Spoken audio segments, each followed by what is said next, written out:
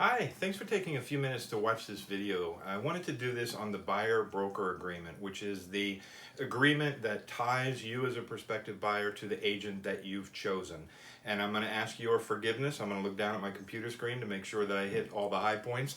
And also, while I'm thinking about it, to remind you, this form that I'm going to talk about today is the Virginia form. There are others depending on your exact location, but my hope is that this general overview will give you a good idea of the form, and you can certainly check with your local brokerage to discuss any way that it may be varied. So let's jump right in. Number one thing is the agreement is actually between you, the prospective buyer, and the brokerage, not just the agent. This, of course, is good for you because you want your agreement in writing to treat you ethically, fairly, legally, etc. You want it with the entire brokerage, not just one person. So this is just important to remember. It's you and the brokerage. There'll be a length of time that the agreement is in effect. However, a couple quick notes on this. The length of time can be as short as you want or as long as you want. I usually write them up for 6 to 12 months. Give enough time to see everything you want to see and shepherd the process through to the end. But it can be, again, as short as you want. And in Virginia, here's what's key.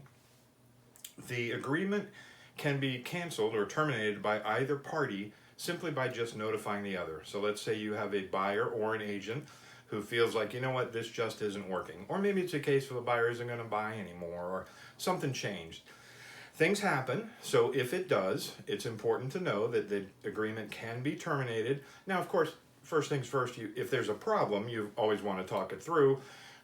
But the upshot here is you're not obligating yourself for the rest of your life. If there's a problem and it's not working, you can get out of the agreement without any penalty. Both sides, same applies. So that's what's key to know about that. It rarely happens, but I wanted to explain why it's in there. Because if you're like me, anytime someone puts papers in front of you and starts saying sign here, initial here, your radar goes off and you're like, oh, what's this? By the way, there's no early termination fee, just to be clear. That's a negotiable item, but speaking for me personally, I never ask anybody to sign anything that says I would be compensated if they decided to terminate the agreement early. But do check that. It outlines the buyer's duty to you, the broker's duty to you to treat you ethically, fairly, legally, etc., as well as your duty to work exclusively with that broker / agent during the term while you're looking for whatever it is you're looking for.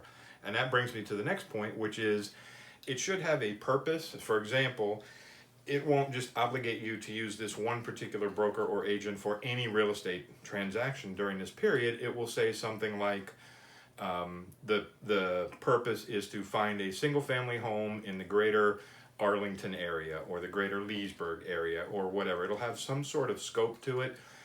We try and make them, as narrow as we can. Now, if you don't know if you want to live in Arlington or Leesburg, then it may say a house in Northern Virginia, but it will define the purpose. So, as an example, I am licensed in Virginia and D.C. If someone signs one of these with me and says they're looking for a house in the greater Leesburg area, it doesn't obligate them to use me or my brokerage if they later buy in D.C. or Southwest Virginia or some other area. So again, thinking, if you think like I do as a consumer, you want to make sure you understand this is you're only signing to use that agent for a very specific purpose. Compensation is the next thing that comes up. The agreement will typically say something like the buyer will pay the agent the greater of, and again I'm speaking for the way that I typically write them up, the greater of a certain percentage or whatever's listed in MLS. And you might be thinking, well, I thought the seller pays everybody's real estate commissions. In 99% of the cases these days, that's true. But the reason that that's in there, you may find a house that's like for sale by owner. And that owner may be saying, I'm not paying anybody's real estate commission.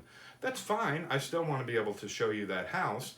But it's worded this way so that everybody knows, the agent's minimum commission is going to be whatever it is, and it's negotiable. There's not a set number, but the minimum commission will be whatever it is. And if you're going to put in an offer on a house where the seller's not offering to compensate your agent, well, the obvious thing you're going to do is reduce your offer by the amount that you're now going to have to pay your agent. So It doesn't come up often, but it comes up, or I should say the question comes up enough. I wanted to make sure that I covered it. You know, why does it say the buyer's going to pay? Really what it's saying is you're just going to make sure that your agent is compensated to a certain extent. It talks about how if you enter into an agreement after this agreement expires, if you end up buying a house that you saw together with that agent, you would still be required to compensate him, or rather him or her.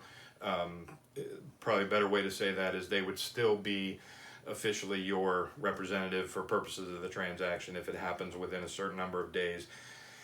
That very rarely happens again as well. Never happened to me, knock on wood. But the scenario here, the reason that it's in there, just to explain, is if you had a buyer and a seller the seller contacted the prospective buyer and said, hey, let's make a deal. I'll fire my agent, you fire your agent. They've already done the work, but let's just fire them and then we'll do the deal ourselves and save a few bucks.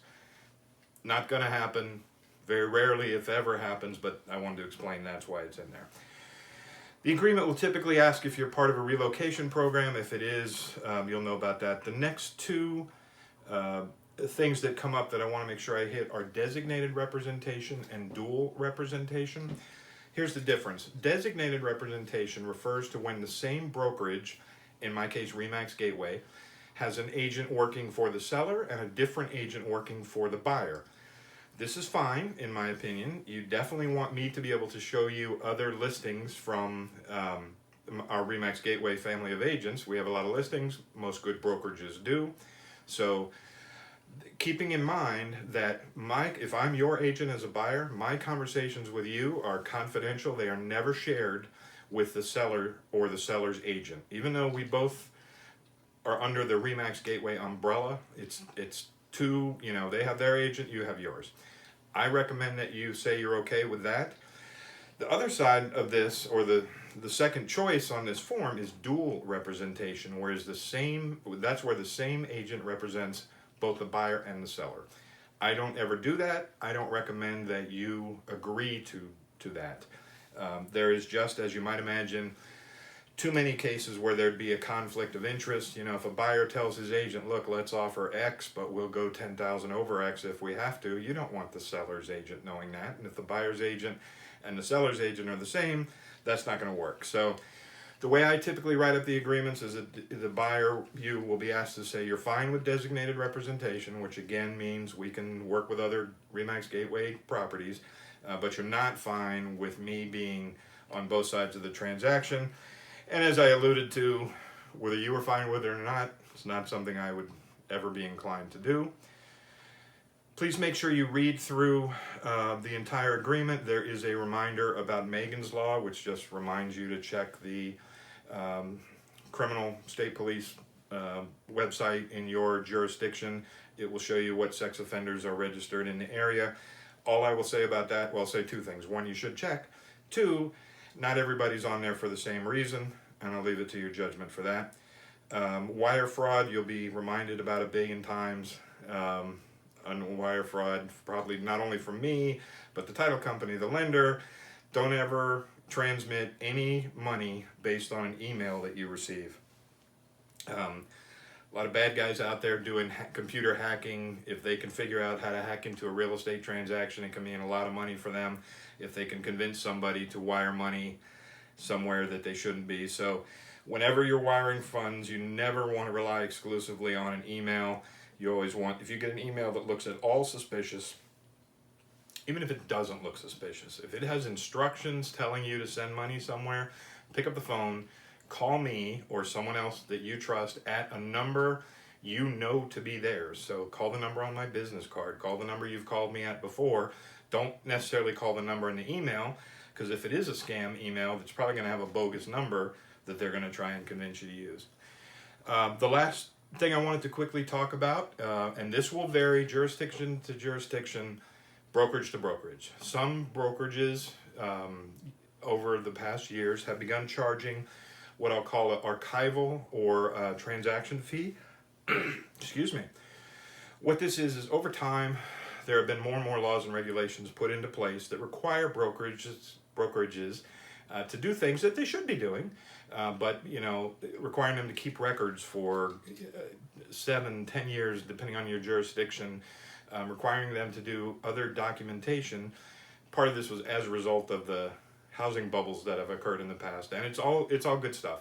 But what I'm getting at is the way some brokerages have worked to combat this, or to offset it, I guess, is they'll charge a transaction fee to any buyer or seller who runs through their brokerage.